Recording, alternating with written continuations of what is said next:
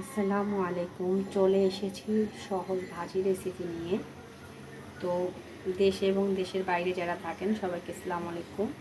আমি আজকে দেখাবো, আমরা সব সময় লাউয়ের খোসা ফেলে দিই, আবার অনেকে ভর্তা বানিয়ে খাই, অনেকে ভাজি করি, কিন্তু আমি যে স্টাইলে ভাজি করি ওইটা আপনাদেরকে আজকে দেখাবো।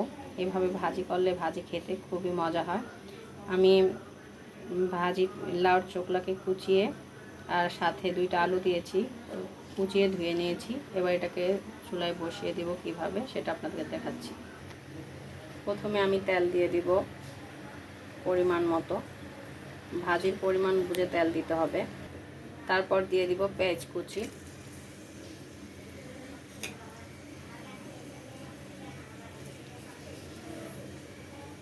এগুলো ভেজে নেব।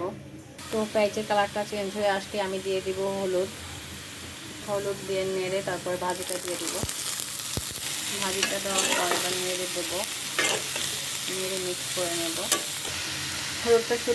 হলুদটা তেলের সাথে দিয়ে দিলে ভাজি কালারটা সুন্দর আসে, সেজন্য আমি হলুদটা পেঁয়াজ ভাজার সময় দিয়ে দিয়েছি। এখন দিয়ে দেবো কাঁচামরিচ,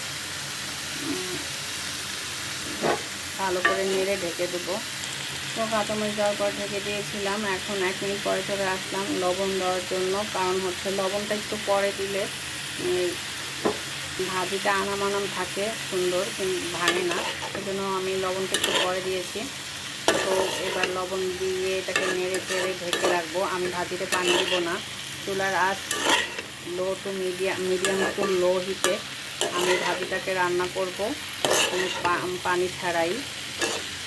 এখন আমি ভাজিটাকে ঢেকে দেবো। তো মাঝে মাঝে আমি একটু এভাবে নেড়ে দেবো, তাহলে নিচে লেগে যাবে না।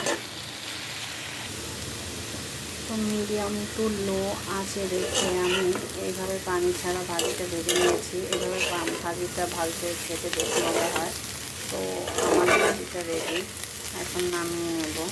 এইভাবে ভাজি করে খেয়ে দেখতে পারেন লাউয়ের চিকলা দিয়ে, খুবই মজার একটা ভাজি। আল্লাহ হাফেজ, আসসালামু আলাইকুম।